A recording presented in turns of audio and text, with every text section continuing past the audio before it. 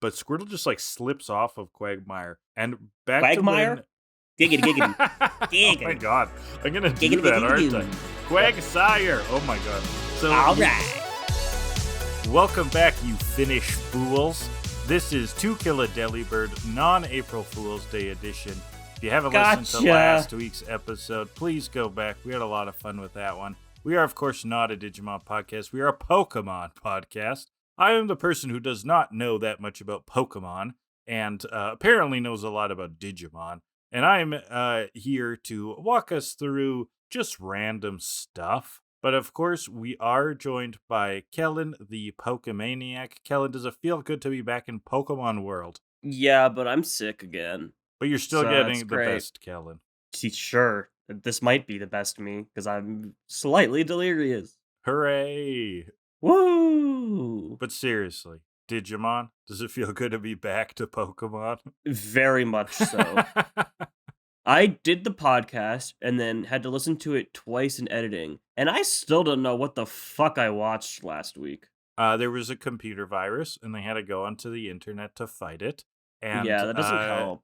Terriermon digivolved into Garbomon, into Garbod's Nutsmon, and had pants.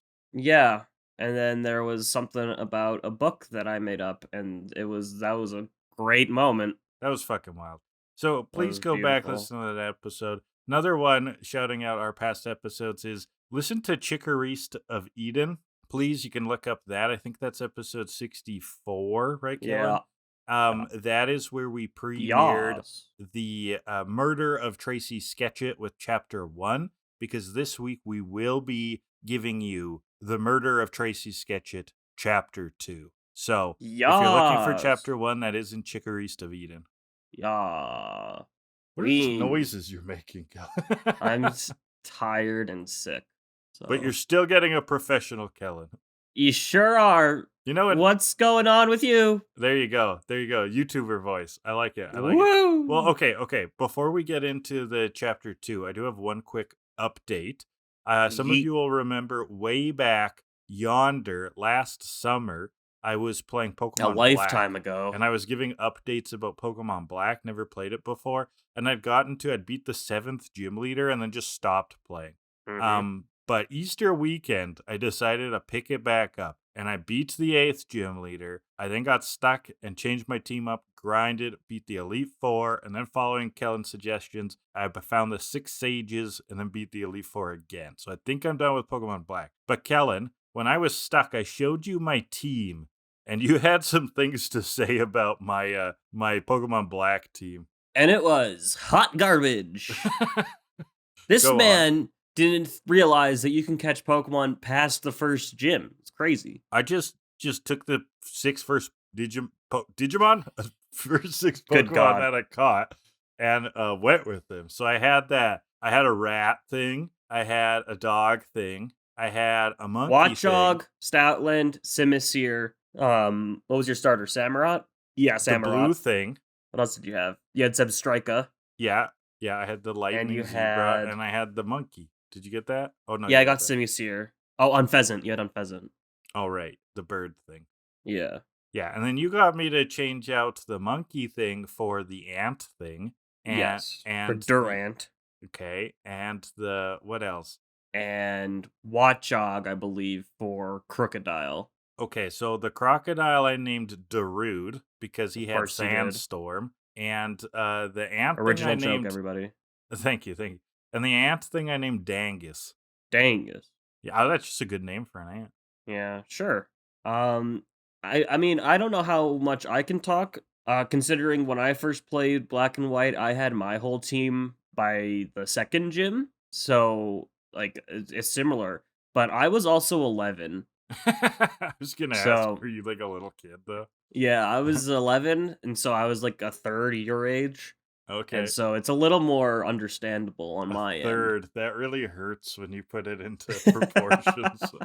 But my team was also still better because there's much better Pokemon past the first gym. Like Seismitoad's pretty good. But like as a player, it's like I didn't want to abandon my first friends. Well, then don't catch them.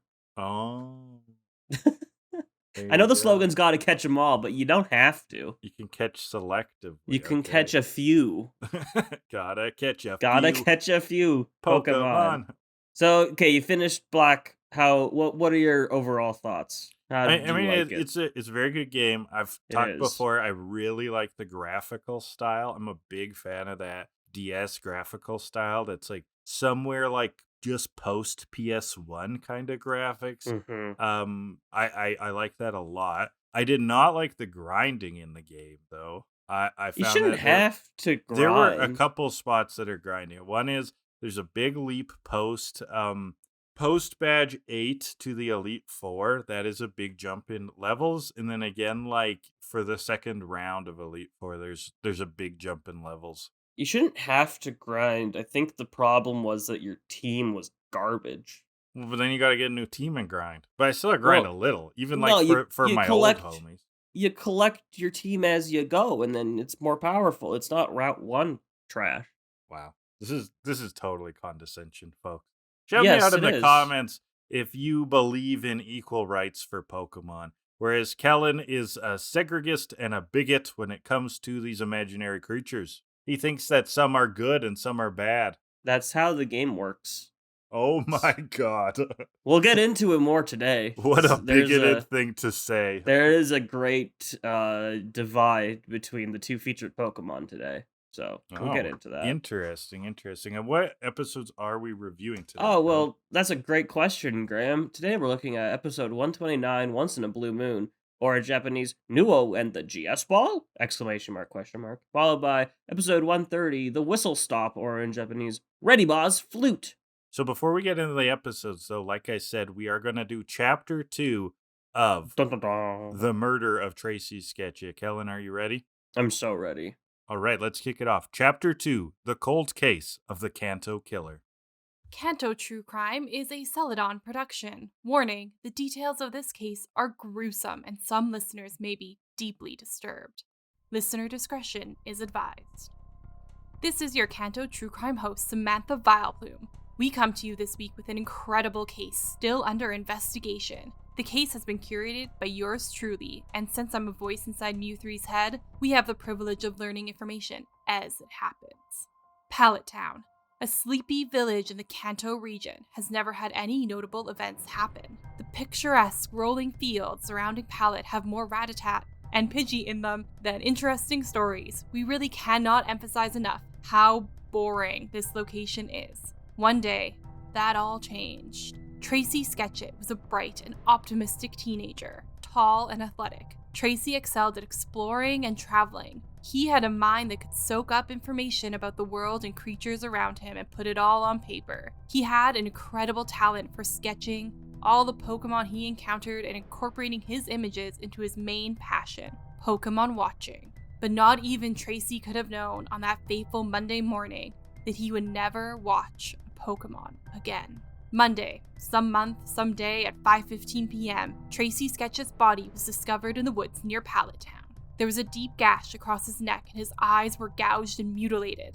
To explain why he said he would never watch a Pokemon again, it was because you need eyes to see, and Tracy does not have eyes anymore. Also, he is dead. Tracy had moved to Pallet Town during some previous month relative to the current month in order to engage in work under the employment of the renowned Pokemon researcher Professor Oak. After having traveled through Orange Islands with Pallet resident ashketchum, Tracy settled down in Pallet to learn about the wonders of Pokemon. Folks around Pallet have said that Tracy seemed like a competent assistant. He was seen at various locations at various times purchasing supplies to the lab, and could often be found helping the professor feed the Pokemon in the pastures around the laboratory. There were, however, some loose threads, and we all know that when you pull at a loose thread, the whole Tangela comes undone. A few weeks after Tracy had started his assistantship, rumors had started around the town. We spoke to Ernest Grimersky of Grimer Sewage and Excavation, who had this to say about Tracy. Yeah, I knew him. We were there every second Wednesday to empty the sewage from the muck tank. Boy, that thing generates a lot of sludge. P.U. Great for us, though. That Oak fella has been a great customer. Anyways, yeah, I saw that Tracy kid. And yeah, there were a couple times we were there when things got a little weird. Well, not weird, but well, I'll just tell you. So there we are, hooking up the old sludge pump. Bought it off these two people with a talking Meowth a while back. They really knew their vacuums. And well, we heard some yelling. Look across the Magikarp pond, and there is Oak just screaming at the kid. Couldn't make out every word, but we got the gist. The kid just wouldn't leave Oak alone, and Oak lost it. Old man like that, used to being alone? I get it. If Sludge could talk, I don't know if I could handle it. That kid was sharp, but man, he would not shut up. Always showing everyone within earshot pictures he drew. Like, we get it, kid. We've all seen a Rattata before. Anyways, Oak stormed off pretty fast. Next time we were there, things were back to normal, so I didn't think much of it. But now that the Tracy kid has turned up the way he has, well, I never would have thought old Oak had it in him. Ernest was not the only person in southern Kanto who had observed Oak getting frustrated with the young Sketchet. Reports around town say there was another incident involving a Spearow outside of a gas station. The Spearow was picking up scraps beside the garbage bin, and Tracy decided to take the opportunity to fill up his Pokemon in the City sketchbook. Since the area in front of the gas pumps gave the best view of the bird Pokemon, a long line of angry customers grew in front of the gas station. Patrons interviewed for the show stated that the entire incident lasted over 2 hours and culminated in an irate Oak dragging Tracy away from the area by his ear, much the way that Misty drags Brock away when he's being creepy in the popular animated television show titled Pokemon: The Johto Journeys. Talk of Oak's frustration with his young assistant's hyperfixation on Pokemon watching spread through the town like wildfire spin.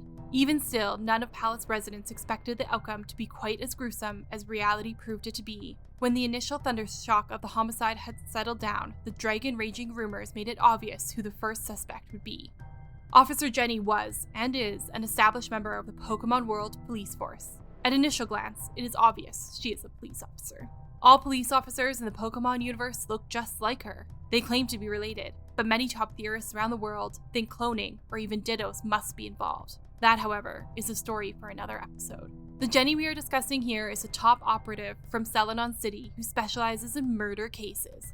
Just last year, she solved the case of the Bowley Alley bombings, where Voltorbs were being swapped out for bowling balls in a scheme to target the top 10 pin kingpins from the Celadon underworld. Her rookie case was covered in the previous Kanto true crime episode titled The Great Runoff with a Spoon, in which Kadabra were being poached for their accompanying silverware.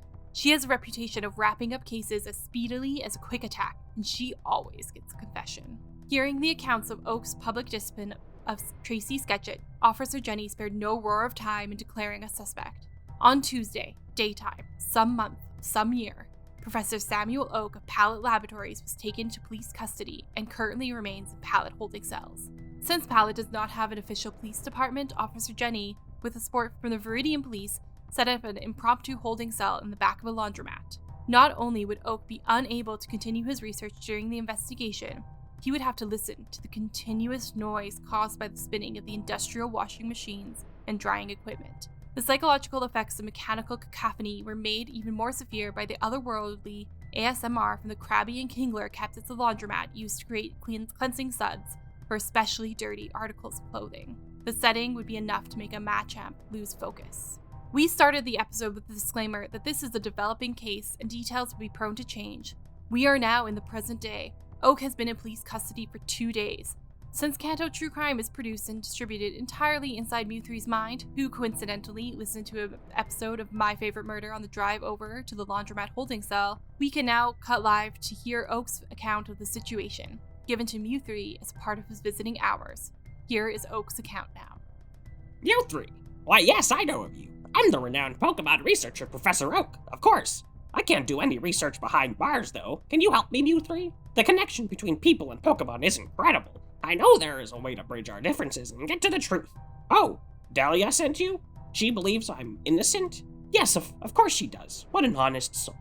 Okay, Mew3, I'll tell you what has really happened recently. 3 days ago, Tracy left the lab and headed towards the nearby woods. This wasn't anything out of the ordinary. He often would go to various places near Pallet Town to fill his sketchbooks. The boy really did have a talent for drawing. Always drawing. He often had his head in those sketchbooks. That same day, only a few hours later, is when his body was found. I'm devastated. Of course I am. Tracy was an excellent assistant and a bright young mind. We had a really great thing going. Yes, there were some times I got a little frustrated with him, but I always believed in him. How long have I been in here, Mew3? 2 days, I think. Maybe 3? These infernal washers never stop. Round and round they go like a Hitmontop's rapid spin, day and night. Who knew Pallet had this much laundry even? It makes no sense. Anyways, however long it has been, it was that many days ago that Jenny brought me in and harassed me. She and the rest of the town believe I'm the one who murdered Tracy. I will tell you the same thing I told her. I would never harm Tracy. Jenny started talking to me reasonably, asked me about the last time I saw Tracy. She inquired about his daily duties and how long he had been at the lab with me. After that, things got weird. She screamed at me about how I always hated Tracy. She said he was annoying me constantly and getting in the way of my research, completely making up reasons for me to react. Look, Mew3, all I care about are the bonds between people and Pokemon, and Tracy cared about that too. We did argue sometimes, but I only wanted what was best for him and for our research. Any negative interactions you heard about that happened between him and me. Well, those were just me helping Tracy. What's that? You heard I screamed at him while the sewage company was at the lab? Oh, I remember. I was teaching him about the Pokemon move Roar. He had never seen one in action, and I wanted him to get a sense of its might. Oh, what's this? There was another incident? Oh, yes, the gas station. Tracy had caused a lineup nearly stretching to Viridian City. What was I supposed to do? I didn't hurt the kid in any way, just helped him avoid a lawsuit. So I swear I had no reason to kill Tracy. But why then doesn't Jenny believe me? She never even gave me a chance to explain myself. After berating me, she hit me where it really hurts. I can barely muster up the courage to talk about it. She insulted Muck. Muck of all Pokemon. Loyal, affectionate Muck. She said he was trash, and she would get the sewage company to suck him up, along with his waste if I didn't tell her what she wanted to hear. So I cracked, Mew3. I may be a world-renowned Pokemon researcher, but I'm still human. I confess. I said Tracy might have died because of me. I don't know what happened.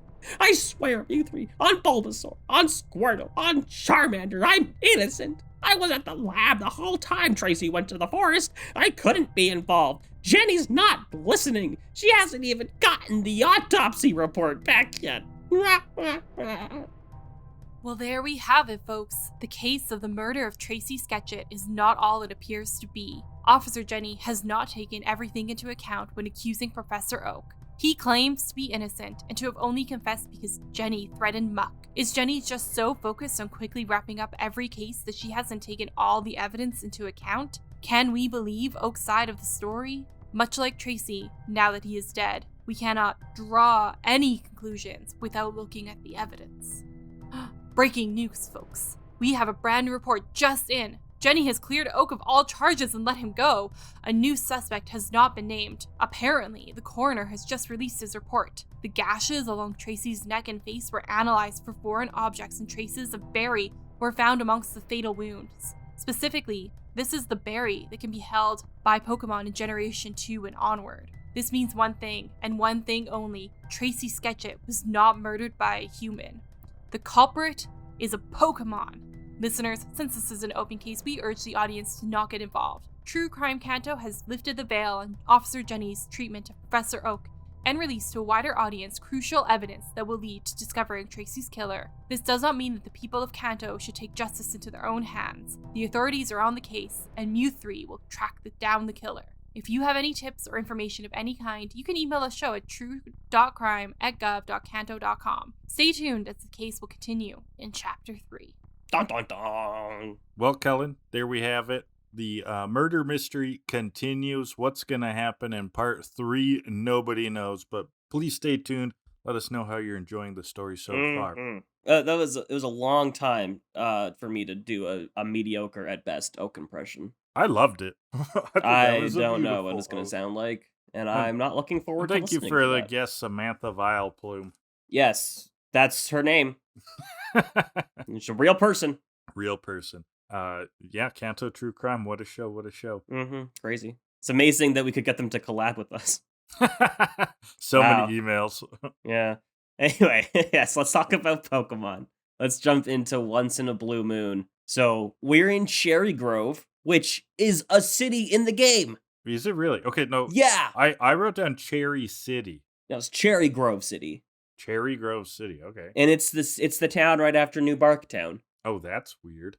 Yeah. Cherry Grove City is what it says on Bulbapedia. The little town where you get the town map from the old guy. and you fight the rival because he stole one of the starters. Okay, right. So this is no gym. Yeah, there's no gym in this town. But it is between Violet and Newbark, right? Exactly. Okay, gotcha. So Ash is polishing his balls. He must take extra good care of one of them, his golden ball, the GS ball. Yes, the classic GS ball. The whole reason we got this far through Orange Islands on a Johto in the first place, apparently. And Ash is just bragging about ball maintenance. You really got to shine your balls, kids. Today's episode is sponsored by Manscaped. That'd be a great time. The Lawnmower 29.0. What a segue. That would have been our greatest segue ever. What version if we were are they gonna actually get to sponsored Manscaped? by Manscaped. I've been listening to YouTube ads since Lawnmower 2, I swear. So we got to take extra good care of the GS ball. So let's just leave it sitting by the river, right? Leaves all the balls for lunch. It's like Ash is preachy about ball maintenance until food comes into the picture. Yeah. The only thing I like better than taking care of my balls is eating. Is eating balls. Eating balls, all balls. Takoyaki, oyster. No, what are they called? Prairie oysters. Sure. Testicles for everybody. So what's this little blue guy in the river? Uh-oh. It's Quagsire. All right, so let's talk about this thing. The Quagsire is an evolved Pokemon, right? Yes. It's the evolved form of Wooper. Is that Wooper. correct? Yes, okay. Everyone loves Wooper. Everyone loves Quagsire. And both of these things, what are they based off of? Like, how do I describe this thing? It's a great question. It's like a salamander? Giant salamander, according to Bulbapedia. Okay, right.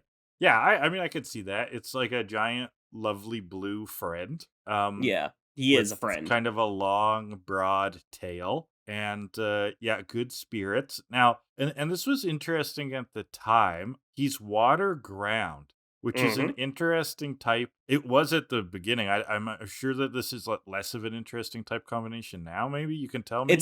But it was interesting because it negates... It's immune to lightning, right? Yeah, water ground is still a very good type. It has one weakness, and that's grass. Like, it's quad weak to grass. Weak to, yeah. But it's only one weakness. So defensively, it's a pretty solid type. It's not particularly unique anymore. There are a few other water ground types. Let me see if I can pull them up. This was like kind of mind blowing at that time. I do remember this though. It was the first for sure. Yeah, and it was because it was like they pulled the rug out under you. You know, it was like how a could water they type do that's this? immune to electricity. Crazy. Like, the first game had like just battered this idea of water like dying to thunder like so much. And then you get here and you're like, what? They can do this? That's illegal. It felt like combining opposites. I know it's not, but speaking of that, have they ever made like a fire water type? Yep, Volcanion, Gen 7. So they have Pokemon. Like pure opposites. Wow. Yeah. So Gen 3 introduced the starter Marshtomp, Swampert, or Water Ground, as well as Barboach and Whiscash. Gen 4 brought Gastrodon. Gen 5 brought Palpitoad and Seismitoad. So it just kept going. I think that's it. So there's a handful of water ground types. It's more common, but it's still not like a super common type. It's fair. There's 4 or 5 lines that have it. But it's a great type. It's a very good type. Very good for Quagsire, because in Gen 3 it also gets the ability Water Absorb, which makes it immune to water types. So you can send it in on a water type and it'll absorb it and turn it into HP. And it's got decent stats, really. Like you can get a little bulk on that thing, and it's a pretty good Pokemon casually. All right. Cool. I love this thing. Everyone loves Quagsire. It's the fucking best. Everyone loves Quagsire. Who doesn't love Quagsire? Yeah, no, I'm like, not a seriously. hater. Yeah, no, I've got no argument to be made here. You know, when you really love something, I kind of want to argue just for the sake of content, but that's it. But you can't with Quagsire. Like, no, you just can't. He's likable. He's lovely. We will see in this episode, he is a thief. He's a little bit of a he's jokester. A kleptomaniac. A little jokester? trickster. No, he's a kleptomaniac. He's just playing a little trick. He's being a little jokester. Sure. But seriously, if you listening don't love Wooper and or Quagsire, turn off the podcast. We don't want you listening. No, we still want you. We don't have standards like that. Kellan, we're very small. Nope. Please don't do that. that. But we have standards, so... No, we don't. Anyone can listen to us. But I say that because literally no one hates either Wooper or Quagsire. Oh, you're that confident about your hypothesis. Yeah. Yep. Yeah, you think Elon Musk likes Quagsire? Yep. You think Donald Trump likes Quagsire? There's two kinds of people in this world, Graham. People who love Wooper and Quagsire, and liars. Ah, gotcha. So, Do you think that Hitler liked Quagsire? well, luckily he died before Pokemon was invented, so so we'll we never don't have to know. We'll never know. Anyway, so Misty's gonna catch this thing, but Psyduck pops out, and they have a stare off because there's no light behind those Quagsire eyes. Yeah, so Psyduck and Quagsire having this stare out, and it goes on forever, and the gang just like falls over. They're like, "What are they doing?" Quagsire's wonderful, partially because there are no thoughts in that head. Nothing's going on. The wheel's spinning, but the hamster's dead. Yeah, that's a good one. He's got these two tiny, beady little eyes that are just empty. Pieces of coal. They stare for so long that a Butterfree just kind of flies by. I liked that touch, too. It would have been funnier if this was Gen 9 when the Tumbleweed Pokemon was finally introduced. And they could have used that guy. Tumbleweed Pokemon? Yeah, Bramblin and Bramblegast. I hope that he's used in the anime like every episode. I really hope so, too. We'll find out in 10 years. Yeah, really. So what's Quagsire up to, Kellan? Well, he grabs the GS ball in his mouth and he swims off. Oh my god. Uh-oh. We've got Squirtle going after it with a Squirtle's in the tackle. case. But Squirtle just like slips off of Quagmire and back Quagmire? to Giggity. Oh my god. I'm gonna do that, aren't I? Quagsire. Oh my god. So all right. Quagmire is a word, but I know what you're going for. Yeah. So the Squirtle slips off of Quagsire. This goes back to the Dex entry that Quagsire has like slippery skin, right? Yep, it's all slimy and whatnot. Mm-hmm. This is corroborated in Crystal. And note that's always slimy, but Gold and Silver did not note that. Okay. Interestingly. Okay. But I believe it. I mean, look at the guy. He's got to be slimy. He's got to be slimy. Gotta be. What a slimester. He's a very slimy boy. So Squirtle tries to leap again. Quagsire whacks it with his tail, but Water Gun from Squirtle makes Quagsire let go of the GS ball. Pikachu grabs it, and it's Water Gun versus Water Gun, and Misty's about to catch it again, but then suddenly Jenny, yeah, we get a whistle. The cops are here. Oh my god! And oh my god, that's what brings these two episodes together. Whistles. There Crazy. You go. It's the whistle arc here on TCAP. Amazing. So you know what happens when the cops show up, Kellan? Arresting. No, well that, but also 15-year-olds get horny. Oh yeah. So Brock is simping. He says, "Oh, is it the song of a beautiful lovebird?" And Jenny just like arrests them, which is such a good turn. I love you. Yeah, well, get in my van. That sounds weird, actually. That sounds weird. Yeah. But they aren't being arrested for Brock's sexual harassment. They are being arrested for Quagsire preservation restrictions. Mm-hmm. And we get a kind of a shocked Pikachu face. So she takes him in. They call Oak. Oak vouches for them. They don't know what they're doing. They're idiots. He takes it on himself. He's like, I should have told them about the laws. Mm-hmm. They're 10.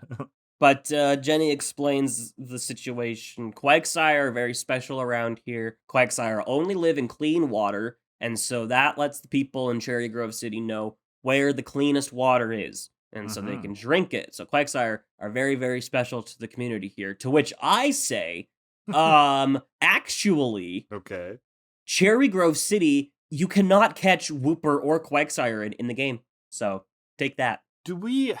So we are certain that this is the Cherry Grove. Yes, they say Cherry Grove City. Yeah, because I only wrote down Cherry, and I'm just like wondering if that was a... That was you doing shorthand. All right. It's Cherry Grove. Yeah. Quote me on that. The evidence is there. No, you're probably right. But yeah, that's weird because you're probably right. Yeah, I stand by it. I'm most definitely right. I'm always right. I like to speak probabilistically. And I like to speak in absolutes. Like obviously. A Sith. Okay. Yeah, so that is weird that they chose this location for the Quagsire episode then. It's all arbitrary. It's all arbitrary, yeah, like locations and stuff. So yeah. And so where does Quagsire come up in the game? Like, is it much later or middle or where? Just a second. I'm just I'm pulling up the episode here to prove to myself and everybody. Okay. You're going crazy. But today they've stopped in a pretty little town called Cherry Grove City, says the narrator. So take that. Okay. Yeah, you're probably right. Oh, fuck off.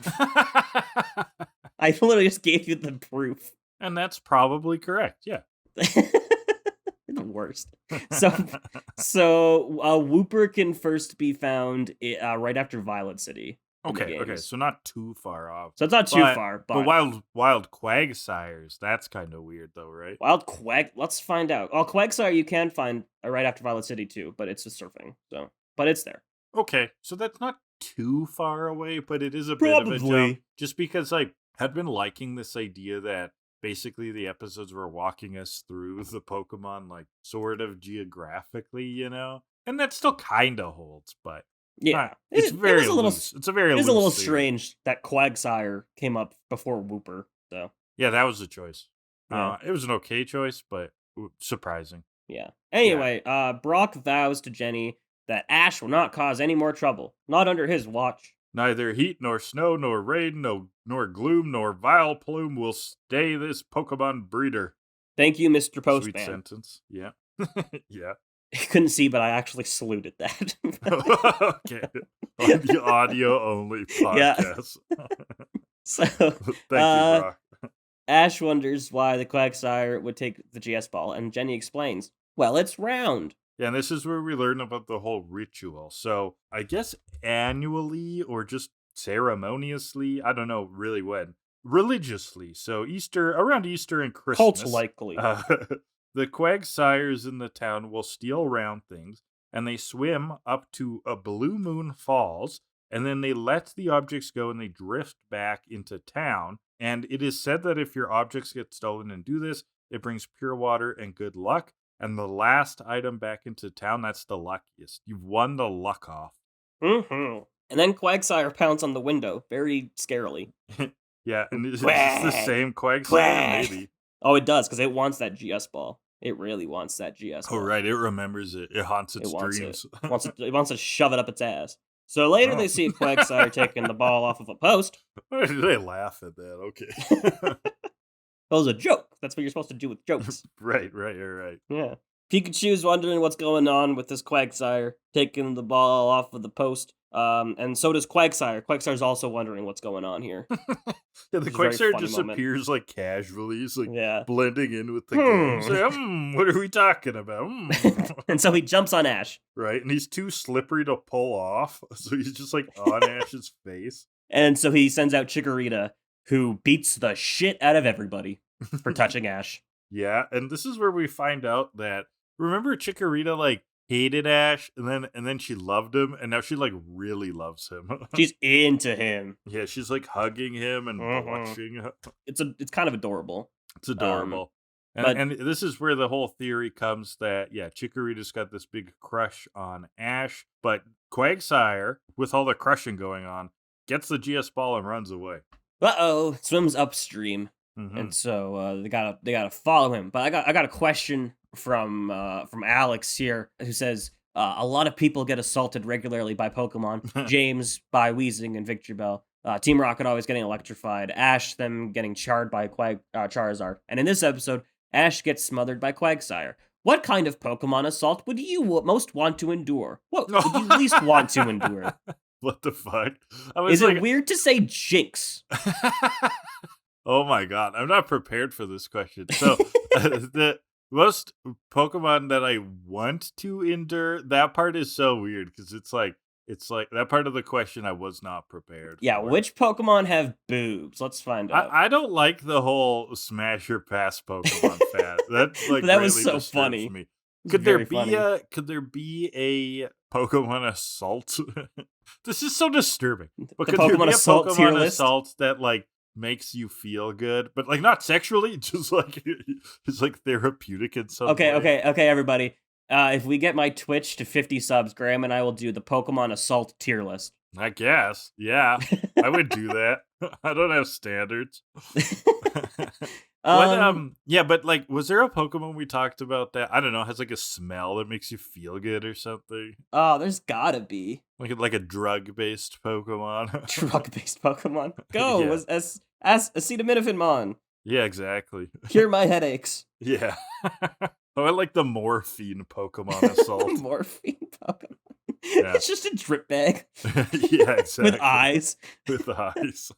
Poison psychic type. I mean, it's such a good observation though, Alex, because like, yeah, Muck is always like rubbing on Oak and stuff. There's a Aromatisse, a Gen 6 Pokemon. It's literally like the perfume Pokemon. There you go. That can assault my nose. Called the Fragrance Pokemon in the dex. Okay, that's it. Yeah, assault. Going with that one? Okay, Yeah. I'll take the degenerate pick and just go Gardevoir. Which one's For a reasons. Gardevoir again? The woman. The literal woman. The woman in a dress. There's also that. Where did I see this? I think it was is it in Pokemon Black that there's like a bunny with like Oh, Lopunny? That's just, like, Gen 4. human thighs? Yeah, yeah. That thing is disturbing. In terms of furry bait and Pokemon that people want to fuck, Gardevoir and Lopunny are top 2. Easy. Huh. Yeah, okay. So- That they disturb me though. They really do. And this is coming off of the Digimon movie where I'm fully on board with Angelwomon. Yeah, they both can assault me. Angelmon and Angelwomon can double assault me. How about that? I don't go both ways, but Angemon makes me want to. That's a joke. Exactly. So, all right. So that's most want to. What about least want to? I mean, what about that Magmar thing? But not Magmar. Slug Magmar. The thing that's like Megcargo. the thing that's like the 1,000 Suns or whatever. Yeah, Megcargo. It's Yeah, Slugma's that thing. evolution. Yeah, I'll that go thing. with. I'll just go with Dialga, Palkia, Giratina, Arceus because they are literal gods. And you don't want to get So- assaulted by God. I don't think that would be a good thing. So blasphemous. Yeah, and also it would hurt quite a bit. True. All right, great answers for a great question. Thank you, Yes, thank you, Alex. Alex. So back to the show. Meowth's playing with a round lawn ornament. James tries to use it as a crystal ball. Yeah, James Woo. turns into a fortune Spooky. teller. Tell Yeah. me the 3 twerps' whereabouts. And Meowth goes, who cares what they're wearing? And then Quagsire grabs it and runs. Oh no! Yeah. You slippery, smiley, whatever. So And, Quagmire steals Pokeballs, though. This is Yeah, the they big try to thing, send out the along with that. Pokemon. Yeah. And the They're just Quagsire getting steal all 4. swiped by Quagsires. Back to the gang. They've lost the Quagsire, and it's sunset now. So Yeah, time very has early passed. in the episode, it is sunset. They're like, maybe we should wait to see if the ball comes floating down tomorrow. But then another set of Quagsire with round objects start going up the river. Mhm. There's only one way up this river. Why did they not just keep going? They know where the Quagsire is going if it's going upstream. There's no and branching Jenny's paths. told them the name of the location, so they could That like too. go figure that out maybe. Fucking But read it's a also map, like kids. that first idea of waiting for it to float back was kind of a good idea. I mean, it was the easy. Jenny told them He this told them how happens- this works. Yeah. they'll float back down the river tomorrow. Yeah. But let's be real with the show. If they didn't go up there, Team Rocket would have gotten away with it. That's true. So, Spoilers. They but needed to that's be true. there. Yeah. So they go chasing up all the Quagsire, blah blah blah. Yeah, it's Team now Rocket. night now. They're Team seeing Rocket the also- Quagsires in the pond, but they're not quite at the Blue Moon Falls yet. Where is that?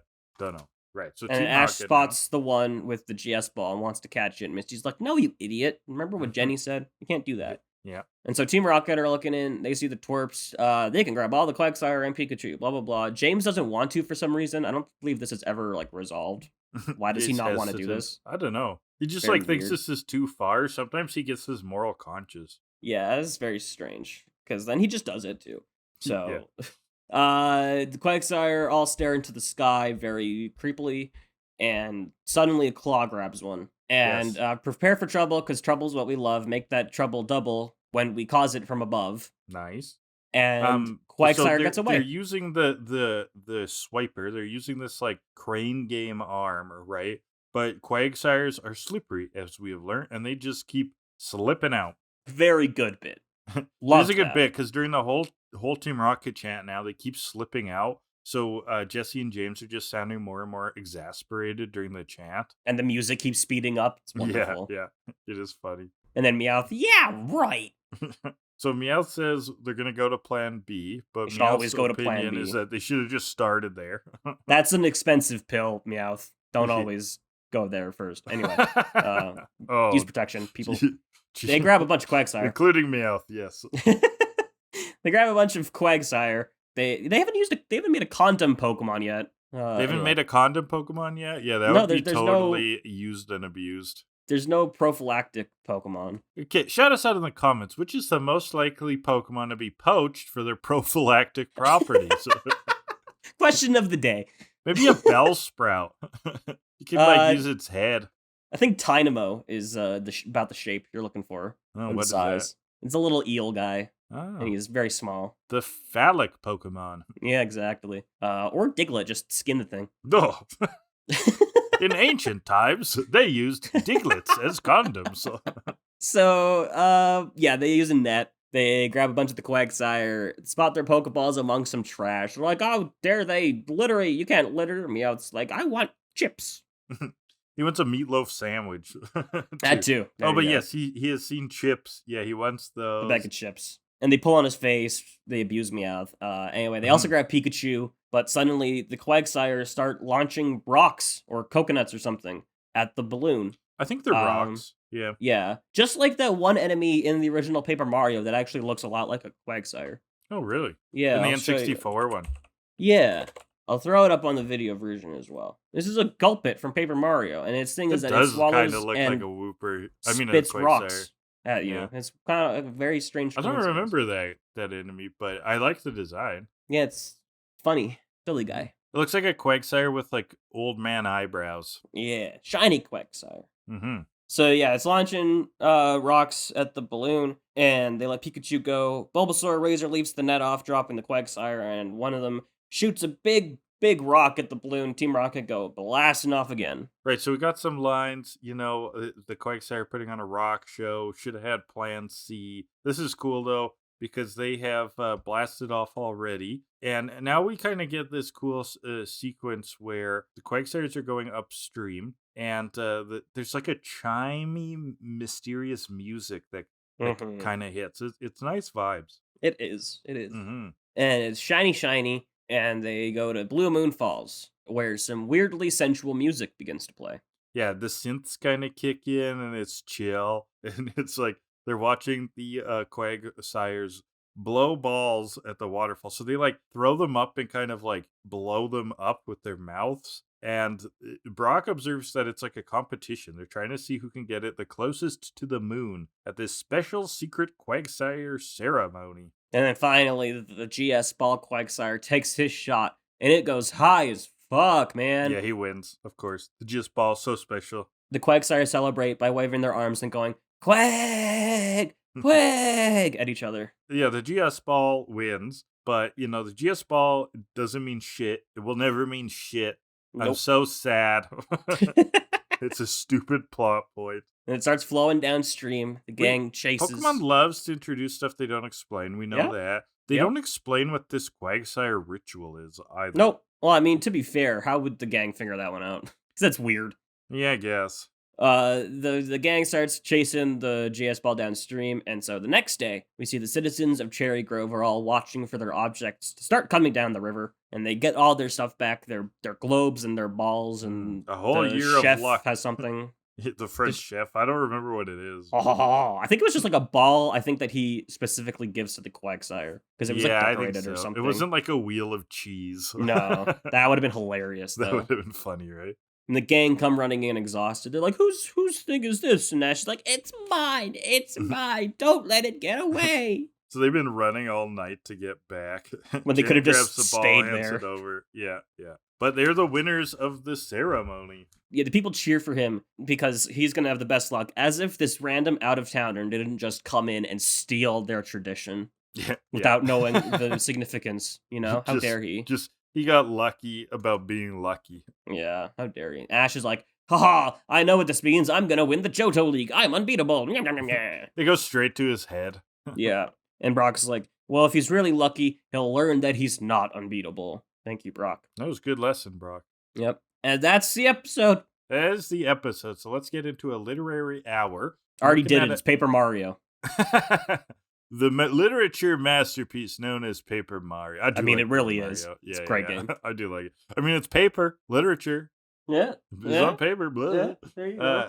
Literary trope called the thieving magpie. It's an animal stereotype, usually at literally magpie, though not Quagsires, of being like kleptomaniacs that then will like bring things back to their home, and then people like run and find them later. It's often used in literature as basically a source of like a mix-up, like where'd something go? Oh, it was those magpies. And it kind of felt like that. That's sort of the animal role. So for a specific story, there's one from the book of the 1001 Nights, the Arabian Nights story, which I think we've brought up before.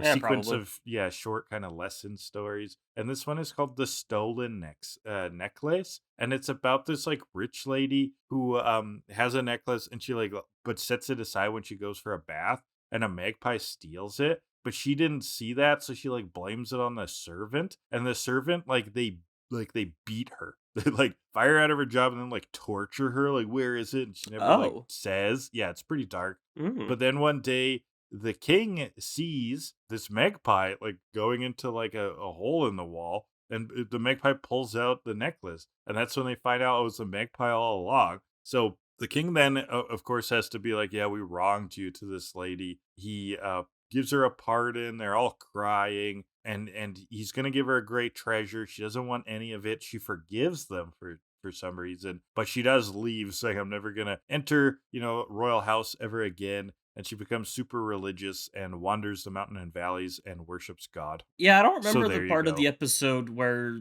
the Quagsire beat up Ash and Brock. Actually, I do. That was a part of it. Well, that's not the magpie. It would be like if Ash blamed the GS ball being stolen on Jenny. Yeah, you're right. And then right. punched Jenny in the nutsack. Yeah, that would have been a choice. That would have been a choice. Well, let's rate it, shall we? All right, let's do it, Blue Moon style. Hell yeah. Whatever that means. Once in a blue moon, we are rating episode 129. This is the 4-pour, the plastic ping pong. Pling pong pitcher of objective Pling rankings. plong plitcher. Pling plong pitcher, where we will pull 2 categories at random and rank the episode based on those categories. What do we got, Kellan? We got the first category is episode title. So let's take a look-see at Once in a Blue Moon. Japanese one, Nuo and the GS Ball, exclamation mark, question mark. I don't like that title very much, but Once in a Blue Moon is okay. I'm going to take a look through the other languages to see if there's anything interesting. We got the Blue Moon Waterfall, Once on a Blue Moon. Ooh, in Dutch, on a Blue Monday. That's kind of good. European French, Annual Ritual. The Secret of the Quagsire in German. Oh, Hungarian, A Lunatic Pokemon. That's good. That one's good. Ceremony at the Moonlight in Italian. Ooh, here's one. Korean, Quagsire, give me back the GS ball! Exclamation mark. Oh, that's good. That's a good one. Okay, Yeah, let's talk about the English title, Once in a Blue Moon.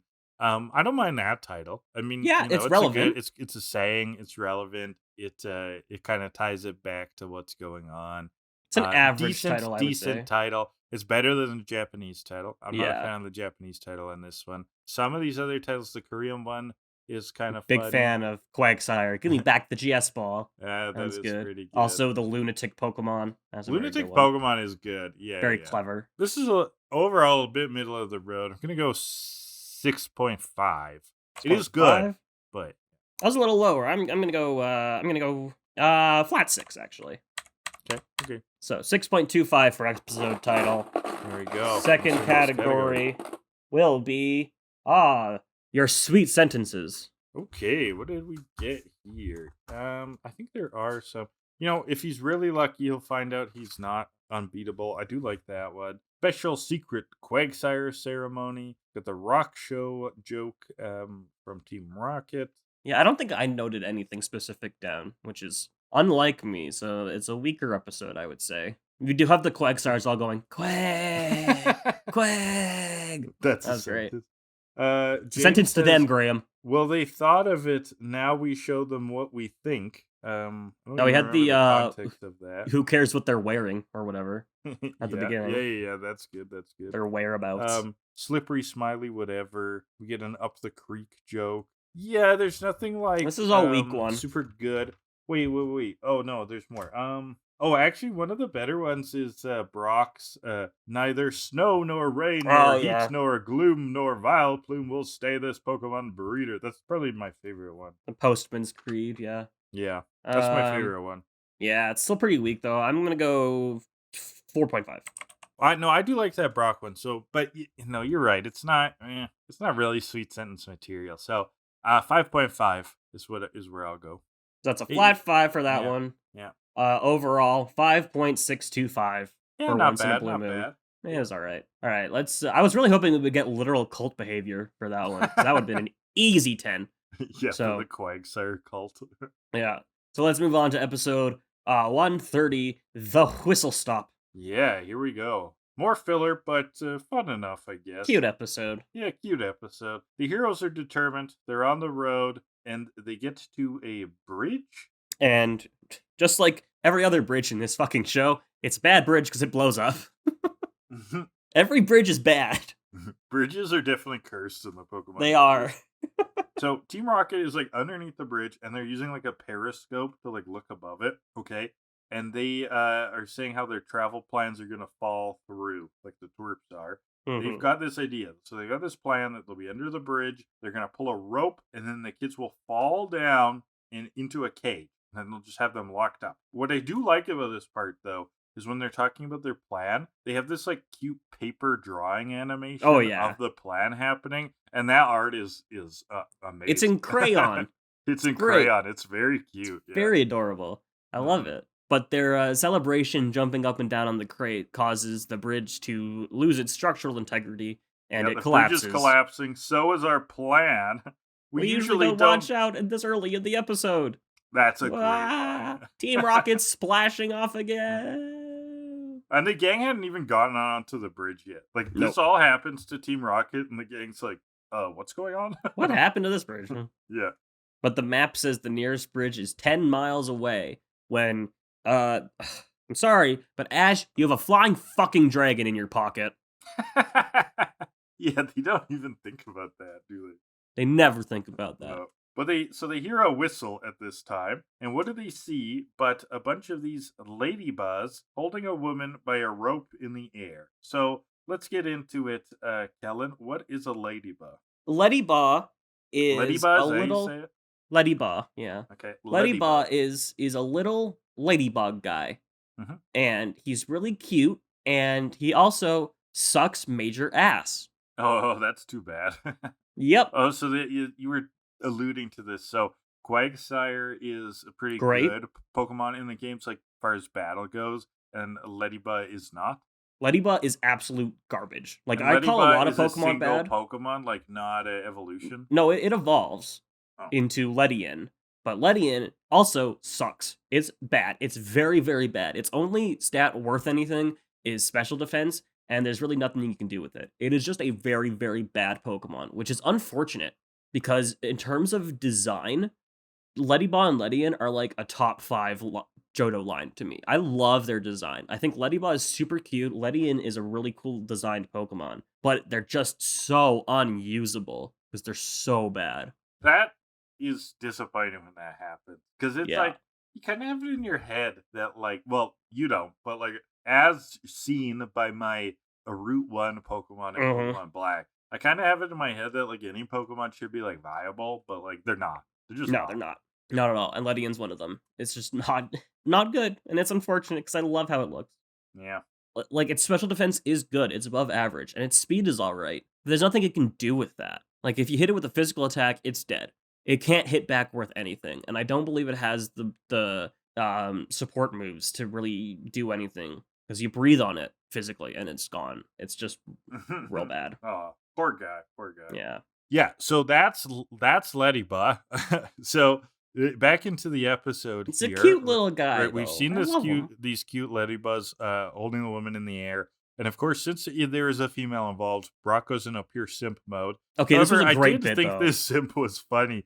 He becomes the Pokedex. Yeah, he's so funny. Ash dexes it, and the dex is like, Ledyba, the 5-star Pokemon. These naturally gentle bug types gather in groups during cold weather to stay warm. And then Brock goes, Girl traveling with Ledyba. This natural beauty's short, boyish hairstyle provides the ideal complement to her warm, feminine features. This girl is obviously Brock's type. Yeah, which is like a little bit gross, but Good him bit. doing the Pokedex voice is funny. Come on. It is. It is. This also kind of shows how Brock sees women. Okay. He sees them like Ash sees Pokemon, which is like disturbing. Gotta catch them You all. gotta catch them all. Yeah. So he calls her down. She commands them with this whistle. Ash calls Misty out. Ledyba bugs. Hey, why aren't you afraid? She's like, oh, these ones are cute. It's fine. So She goes, they're cute. The only thing bugging me is Brock. So Misty doesn't really have a bug phobia. She's just afraid of some bugs. She's afraid of ugly bugs. You know what? Mm. This is where I'll give my wife props. She's actually also scared of bugs, but she's internally consistent. She is also scared of butterflies and ladybugs. And those are the insects that people often give a pass to. Yeah. I like butterflies. They're nice. They're pretty. They're all right, yeah. Yeah. No, but she thinks they're freaky. She doesn't like them at all. She's not tricked by their looks, okay? They're still bugs. So I agree with Misty, though. Ledyba is cute. And then Ash is saying how they need to cross the water, and Brock needs to get back to Earth. And Brock is being super dramatic. Yeah, calling her an angel or whatever. Mm-hmm. Ash is like, hey, we got to get across the water. And she offers to fly them across with We Ledyba. learn her name and is Ariel now. Ariel. And Ariel. And she can fly them across one at a time, basically. So first she takes Ash and Pikachu, and then we don't see the rest going. No. And they find on the other side they're where Ariel works, which is an apple orchard. Yeah, and so she's about to explain why, but then Farmer Douglas comes driving in on his Farmer tractor. Douglas. Well, howdy there, Ariel. And he has a blue tractor. So Yeah. we better not show this episode to either one of our fathers, because they'll have a fit. Our fathers are Rider Dry Green Tractor homies. And this Yeah. is so John Midwest that people have like, but yes, our fathers have tractor opinions. If it's not green, we don't That's want a thing out here. Yeah. I love Farmer Douglas. He's my character of the day. Okay. He always There's has this like one line. Yeah. Yeah. So then we finally see why these Ledyba are needed in this orchard. She gets the Ledyba to go up and down and up and down and up and down. They're pollinating. Right. And Ash doesn't know what pollination means. Ash has some funny moments here to me because Farmer Douglas is like, yeah, she works here. She's going to help the trees. And Ash, first of all, kicks off with this, great detective line. He goes, I bet she uses the Ledyba. I bet she does, Ash. I don't think she's pollinating them herself. I don't want to know what that entails. Exactly. And then, Ash reveals again that he doesn't really even know what pollinating means to begin with. And this is where Brock does a pretty good Bill Nye impression, Bill Nye the Science Guy. He's Science like in rules. a professor outfit, and he's giving a lecture about flowers, which is Mhm. pretty funny. And so Ash is like, oh, I get it. Heracross, go help. He just goes and finds some sap, though, to There's drink. that bit. Yeah, of course. Some of these Pokemon, they have like such a reoccurring bit that Mhm. it's like they can't come out without doing the bit. It's just like it's like Of course. payment to use the Pokemon. like James needs to get eaten in order to use the Pokemon. It's like a blood sacrifice. It's like a product placement. Sure, you can use this Pokemon, but you got to do Kinda, this yeah, with yeah. it first. Yeah, it's like exactly. It's like a legal contract. Yeah. They should just put Adidas on Heracross's chest, and then they don't have to do the sap thing. Right. Yeah. That's how they get off, and they can pay their bills in other ways. Yeah, exactly. And so Ariel explains she plays different notes to give different commands to the Ladybot, to which I say, the fuck you do? There's one note that you play all episode. They are notes that only Ledybas can hear the difference of. They are so fun. Sure. There's actually a micro scale within the note, Kellan. That's probably right. Yeah, that's probably right. Thank you. You've learned. You've Ash, learned language. Ash wants to try out the whistle because he is a child and can't understand when something is not his. And I want to she do comes it. I want to do it. and she comes up with this great excuse of like, you know what? I would, but it's been passed down for generations, and no one's actually allowed to use it. And Ash is like, oh, I understand. Yeah. Team Rocket's spying in, though. Want to get that Yeah. Ledyba. They want to steal the whistle, right? They're like they can take control of the Ledyba then. And so now they're on Antiques Roadshow. This is pretty funny. They've got costumes. They're going to come up to the twerp. James is the host. Jessie is the expert. So she's in like an old person costume kind of thing. Old wise sage. And so they come up and they're like, we're going to evaluate this for the TV show. And she gives the whistle 5 stars. And, wow. That's how they get the whistle. And they shed the disguise. Prepare for trouble. It's Team Rocket's whistle. Make it double. That's rocket, not missile. Ah, yes. And there's your changes. And they take off in the balloon. Can't blow the whistle on us this time. Well, you'll only see us in your dreams. That's what Meow says. And Jessie does blow the whistle, the physical whistle, though. And the Ledyba don't go anywhere. Because they don't listen to not Ariel. You blew the whistle and you blew it. So Jessie sends out Lickitung to Supersonic to block out all the sound. Pikachu uses Thunderbolt, which scares all the Ledyba off. And Team Rocket go blasting off again. Now, Team Rocket's got the whistle still, blasted off. But the Ledyba, right, they're so frightened, they could take off also. Different direction, I guess. We don't know. And we have another question from a listener. Now, you guys, you regular listeners may know, we get frequent questions from both Alex and Tristan. We got a new one today. We got a newbie entering the question zone. Oh, nice. We got a question from Clay, who asks, if it was up to you, what would be your Team Rocket scheme of the episode? How would we steal the Ledyba? How would we do this? Okay. Specifically, how would it be in this episode, not in any episode? Because I would like to see more white-collar crime episodes. Like tax evasion, embezzlement, like some real complicated shit. If I were Team Rocket, I'd walk into the Pokemon Center with a machine gun, kill everybody, and take the Pokemon. Oh, that's Easy. Twisted. That's twisted. Easy. We know that guns exist in this universe. But specifically in this episode where the goal is to get the Ledyba? Sure. Chloroform. Just knock them out. I don't know. I think you could use that for any episode. Yeah. I like that idea. Hey, Ladybug, does this rag smell like chloroform to you? Yeah, exactly. Just knock them out, take them. I'm in for that. Yeah, chloroform always works. Never a bad idea. Or convince them that they are being enslaved and they need their freedom, and they will get freedom as part of the Team Rocket gang. I think they tried that I did before. just play Pokemon Black. Yeah. Yeah. So there are 2 options are chloroform and gaslighting. Exactly, yeah. That's what you get here on TCAT. Those are the only 2 options. Moving on. So, thank you for the question, Clay. We gave you, I think, the best answer we could. So they go searching the forest for the Ledyba. Brock puts Zubat on the case, because if their supersonic waves can sync up, he can find them. But we just saw that supersonic caused them to have, like, a panic attack. Yeah, it makes no sense, but Brock says things that make no sense all the time, but he says them with such confidence that it's like, okay. Yeah. He's so confident. So Zubat goes off, and looks like he found them. Nope, it's just a bunch of Golbat that come flying out of the woods. Surprised he didn't try to catch them. He could have more bat Pokemon. Well, he already has one Zubat, he's fine. Yeah, which never evolves. Not yet. And so the Ledyba... teaser. So the Ledyba...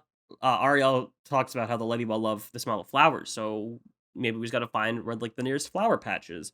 And Ash is like, hell yeah, let's use Heracross, and he's gonna take us to the flowers. And he takes them to a tree where there's sap. I'm already tired of this bit. It's just all the time. But I do like Misty's line here. Ash is not the only sucker. And they do all fall over. So yeah, that's good. Nice. That's good. Meanwhile, Team Rocket, or Jessie's rather, dreaming of being in a flowery meadow, when in reality, they're sewing the balloon back together. Yeah, she's in this whole daydream, which looks lovely, but then she's real mad about the situation. So they're sewing the balloon, hates that, mad about the whistle not working. Meowth, can't make noise. I don't know what that's about. He can't use the whistle. He's like blowing the whistle. It's not doing shit. But then Arbok's out, and suddenly the whistle's working for Meowth. And Arbok, he likes the music. He's he dancing. Listens to it. Yeah.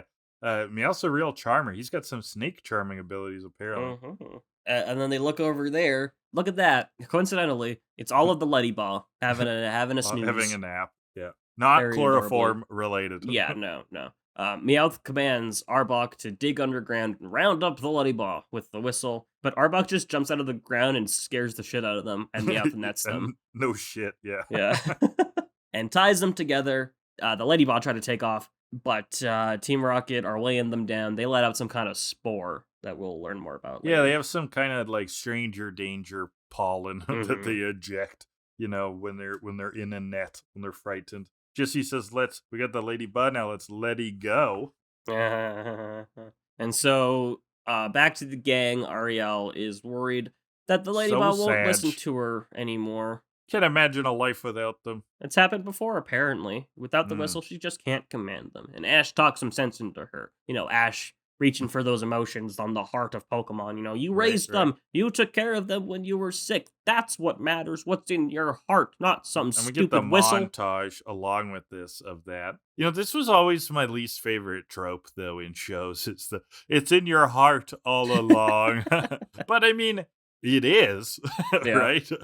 Probably. And also in this montage, we get baby Ledyba, which are so fucking cute. It's cute, yeah. That I'm gonna give it a pass. So.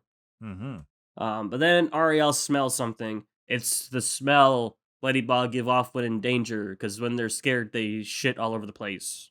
That's what she smells. Yeah, and it's got a very distinct smell. Yeah. Do you think that this is organic from them, or does the company add it to the gas so that there's a danger?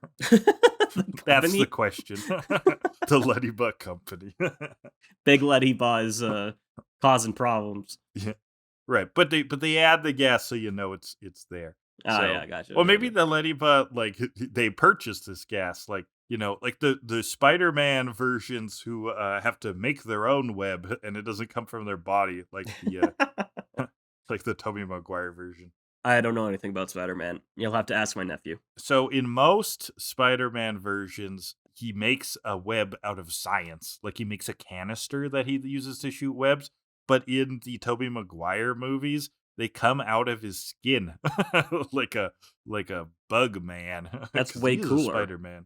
Yeah, but then they make fun of him in No Way Home, where there's like Spider-Man from from 3 different movie series is in there, and they're like, "What? It comes out of you? Like out of where?" That kind of. It's cheap, but. So Pikachu goes up a tree to look for the Ledyba. He spots something. They run into an orange fog and see a lot of prints on the ground. So they follow that to see, and we see the Ledyba are dragging Team Rocket into a clearing where Arbok then coils around a tree to hold on to them. Clever from Arbok. Clever, yeah. And Team Rocket nets the gang now. And so they send out Lickitung and Victreebel, who eats James, and then we get something really, really weird. Yeah, and we got to go into this, don't we? Yes. This is fascinating. Did you read about this I did. Wikipedia? Yeah. So Victreebel eats James, and James says something in complete gibberish. It sounds like audio that's been reversed. And so before I even looked into anything, I took that clip and I threw it into Premiere, and I reversed the clip and listened to it myself. And James says, word for word, Leo Burnett and 4 kids are the devil. There you go. So you corroborated Bulbapedia's evidence here. Yeah. So there's this whole story here where fans had kind of speculated that the voice actor Eric Stewart, who voices both Brock and James, had left this message to mock the 4 kids management. And later at cons, I guess, he came out and said, yeah, it was because they weren't getting kickbacks for commercials they were doing. So I guess the management was keeping money that they had earned from them. And yeah, they've verified that this was in there at cons. Now it's in the original version of the show, but they did replace that audio for more current versions, I guess. So the Pokemon TV version that had been on there, RIP Pokemon TV. Yeah, and a 2015 DVD set of Johto Journeys both had a replaced audio. Yeah. So basically, he was able to from the commercial spots alone, the voice acting they did from that, he was making a lot of money and had a good healthcare plan. But then 4Kids was like, we don't need to pay you to do commercial spots when we could just give the advertising money the voice work from the episodes. So we're not going to Yeah. pay you for that anymore. And so they lost a bunch of money and the healthcare plan. apparently. And so, which is crazy. yeah, they snuck that in there and ended up having to pay for a new master with their own money, which, you know what? I'm going to say Leo Burnett and 4Kids are the devil. I'm going to agree with James here. Pay your fucking workers, people. I think it was sick that they slipped that in there, but not worth losing stuff. But also, yeah. I mean, Stick it to the man. 4Kids was a pretty bizarre. I don't know. Are they still around? I don't think so. I don't think so either. No, it was says like 4Kids late 90s, Entertainment early was 2000s, an American company, so it's dead. Yeah. Well, and they made some really weird dub changes back then. Really? Well, they were not just in Pokemon, because they did Yu-Gi-Oh! And they did One Piece. They did Digimon, and like the One Piece changes were bizarre. Like they're partly the reasons One Piece took so long to like catch on here. It was more like manga and stuff later, and now it's pretty popular. But like I remember when One Piece first came on through the 4Kids version, and people were like, "What the heck is this?" And it's because they took out everything like compelling of it. Like they replaced all the guns with like water guns, and they took out any of the parts that had like some real emotional impact. And oh, they didn't die; they got sick, like that kind of thing. It was wild. Yeah. So we may be living in a better time. In that way, in for many kids other anime, ways, anyways. not. Yeah. So back to the show. We're in the clearing. Victor Bell eats James. He calls Leo Burnett the devil. And so in the net, Ariel is trying to command the Ledyba without the whistle, and Ash is like, "You're doing it. They're listening," and they're trying to just like break out of Arbok. And so Lickitung and Victory Bell stomp and tackle, even though Victory Bell can't learn tackle. Blah blah blah. I think I've gone over that. She calls for them once more, and then as a fun remix of the Pokemon theme comes on, the Victory Bell break free, and they start dragging Arbok. The who break free? The Ledyba. The Ledyba. You said the Victory Bell. The Victory Bell. Let's imagine that, just like a 10 Victory Bell in there. Incredible. No, yeah, the Ledyba breaks free. They zip forward just because of her voice, not the whistle. And they're pulling along the Arbok, and they're like hitting others with the Arbok, which is pretty funny. They smack Arbok right into Victor Bell and Lickitung. Finally, Ash gets Bulbasaur to Razor Leaf the net apart. Took long enough, Ash. And so Victor Bell tries to Razor Leaf as well, but the Ledyba climbs, which makes the leaves cut the ropes. Yeah, very clever. And now Ariel is like commanding them in different ways, and she has very specific like directional commands. You notice 45 degrees. She's like ascend 70 degrees, now descend 80 degrees, and then 35 degrees, and then 45 degrees, blah blah blah blah blah. And she's like, so she's making them zip around very specifically. Find the cosine of the tangent and cosecant. Yeah, exactly. Or some shit. I don't remember. It's been a long time. Yeah, some of those were words. Yeah. So Pikachu zaps Lickitung. All right. And then the Ladybug come in for like this low kind of sweeping tackle, and boom, hit Team Rocket. Yeah, so they tackle Team Rocket, and somehow that tackle sends Team Rocket buzzing off again, which I don't know how, because Ledyba sucks. So that tackle would do nothing. Well, but it's to Team Rocket. Yeah. Yeah, they're very weak. They're weak to everything. I guess so. Every type. Yeah. That's their weakness, just anything. Everything. So yeah, they go buzzing off again, and the whistle, which I somehow wrote in my notes as shittle, falls into Brock's hands. Brock catches the shittle. Yes. Yeah. Yeah, always treat Pokemon with care, and they'll care about you, Brock says. And now it's sunset. Where do we go? It's sunset, baby. Let's go. Ariel commands the Ledyba without the whistle. Oh my god. Oh my god. Crazy. It was in her all along. Ugh. She's like, I'll try to use the whistle less and less every day. And Ash is like, I think the Ledyba will be happier for that. Which, why? How is this going to make a noticeable improvement in the Ledyba's life? Yeah, I don't know. That's just Ash trying to think he's got something to contribute again. And the narrator says the most important ways to communicate is with our hearts. Like you do need to actually talk too, though. Yeah, communication is very important. Right? It's like you can't just assume that loved ones are going to read your mind. Exactly. So the gang heads off. The Ledyba wave goodbye to them adorably. I loved that. and we continue the journey to Violet City, and that is the episode. All right. So yes, literary hour.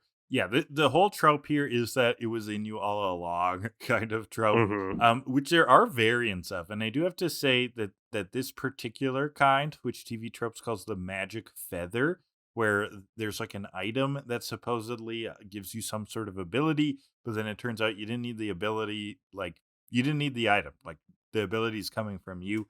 I do prefer that to when they apply that trope to like MacGuffins, like Mhm. where like a whole arc or a movie or whatever, they're looking for some kind of thing that they need to get, and The then it Wizard of turns out Oz. like the Wizard of Oz. Yeah, yeah, yeah. That is Go actually me. one of the ones I was gonna bring up. Yeah. Hell yeah, I get it. Yeah, no, totally. The Wizard of Oz is an example of that trope, right? Because they're looking for the Tin Man wants a brain or whatever, or a heart. Which one is it? The Straw Man Heart. wants a brain. The Tin Man wants Yeah. a heart, and the lion wants to not shit themselves, right? Yeah, I think so. I think that's what courage is. And then they're like, "It was in you all along." Yeah, yeah, yeah. Yeah, because the Um, wizard turns out to be a total fucking fraud. How about this one though, Kellan? Captain Underpants and the Wrath of the Oh, Wicked hell Wedgie yeah. Woman. Let's Yeah, go. yeah. So Captain Underpants' powers came from alien super juice, right? Of But course. he's convinced they come from the Underpants. Now, Mhm. in that book, if you remember, he gets depowered by spray on starch, all Yep. right? And the boys come out with a retcon. They're like, "Oh, but it was a powerful crystal that you swallowed as a child." The Superman Um, thing. We've been over right, that part. the Superman thing. But yeah, it actually is powers that were innate to him from the alien superpower juice, and he did not need this crystal. He did not need the underpants. Exactly. Yeah, It was in him all along. it was in him Tra-la-la. all along. Even though Captain Underpants was actually the boy's principal. Yep. Who they hypnotized. Right. It's a great series. What a bizarre series. I read I some of love them it. too as a kid. Yeah. So funny. They Yeah. break the fourth wall constantly. It's maybe that's where a lot of my like absurdist humor came from. Yeah, from Yeah. Captain Underpants. Yeah. Yep. All right. Shall we rate and get out of here? Yeah, let's do it. So this is episode 130. The whistle stop. Sorry. Episode 130, the whistle stop. We're going to rate it now. Let's pull First some categories. Kellan, what category. do we got? First category, horny Brock moments. That's a good one. Oh, we do get some horny. Well, the Dex moment, right? That is It's very hilarious. good. That is actually funny. But Is that past kind of the the one? past the initial meeting, I don't think Brock's super horny. He simmers a little bit, which He is does. nice. I guess he's the one out front in the search with like Zubat and stuff too, because he wants to I impress join her platform. her. You just say Um, something like that. but the Um, Dex part is very good. The Dex part is good. Yeah, I think that gonna lean heavily on that one in the Me ranking. too. Um, But he does have the whole thing about angels and she's perfect, whatever. Brock needs to be brought back to Earth. I'm gonna go 7.5. I'm gonna go 8.5. I think the Dex moment, is a funny horny rock moment. It's a Yeah. good use of the trope. Wow, am I getting desensitized to it? I hope not. I still think he's misogynistic. And I think that the Dex one is kind of interesting, though, that it reveals that, like, yeah, he looks at women like Pokemon. I think that is repulsive and strange, and but it really captures the absurdity of this problem that Brock has. But it was also funny. So yeah. we're gonna Uh, what did I say? 8.5? Gonna stick with that. Yeah. All right. Second category, final category of the day will be the character of the day. Oh, she's good.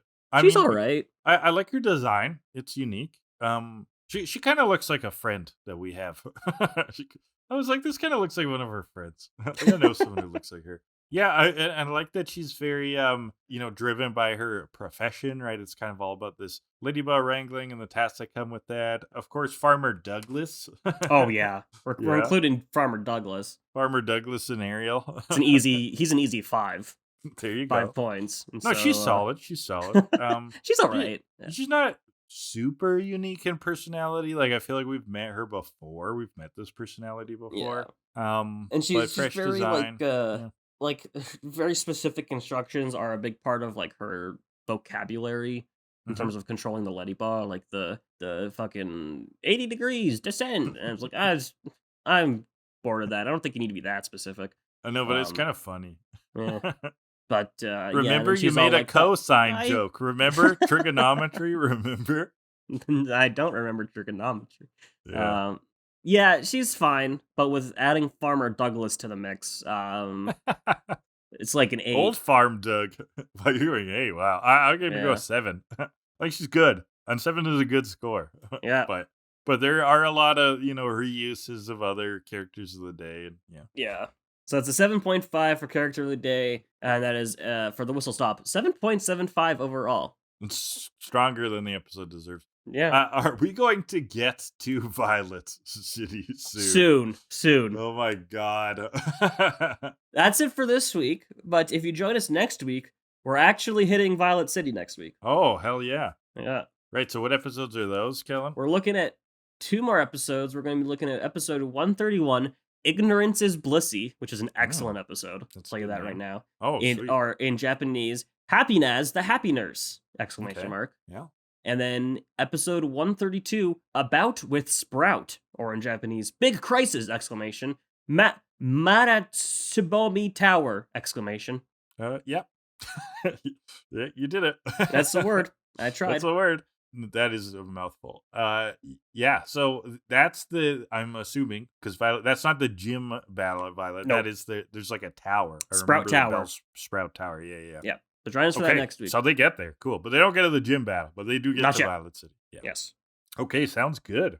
Well, Kellan and audience, that was the episode. Thank you for joining us. Kellan has just said what we're doing next week. So yeah, let's get out of here. Just gonna do the usual wind up. Please leave comments on the episode. The YouTube channel the episodes go on is hydraleech.com. So that's if you're hydraleech.com, youtube.com/hydraleech. That's if you're listening to it on an audio platform. And of course, it is available in audio format on anywhere you can find good or mediocre podcasts. Intro and outro music is AD Synthwave by Alexi Action. You can also email questions. You heard questions during that towards tokilladeliBird@gmail.com. We've also got a Twitter, tokilladeliBird. Kellan likes to put stuff on TikTok. Oh, he loves TikTok. That's Hydra Leeches. So you can check out his anime error analysis and jokes and stuff there. And then, what else? And then, Kellan, you also Twitch. What have you been twitching lately? I haven't twitched lately because I was gone for a while for Easter and then I got sick. So, but we'll be back with Bloons and Simpsons, and I also want to do a Pokemon randomizer where literally everything is randomized. Ooh, that sounds fun. All right. Yeah. And when would people know that when you go live? How would people know that? You don't unless you follow and turn on the bell. There you go. Turn on the bell. Go. So do that. Or else. Did I cover everything? I think so. 80 Synthwave by Alexi Action I is said the that, song. I think. Did you? Yeah, Okay. I think so. Yeah, go follow me, turn on the bell, or I'll find where you live. You're gonna dox the listeners. Call me Sniper Wolf because I'm gonna dox all of y'all. There you go. Call him Sniper Wolf. You heard it. Please don't. I don't want to be. Triple S Sniper Wolf. I do not want to be you hate her. associated with that kind. She's a disaster. All right, bye. Let's talk about other e-girls. What's your thoughts on Amaranth? No, I'm good. Thanks. Bye, everybody.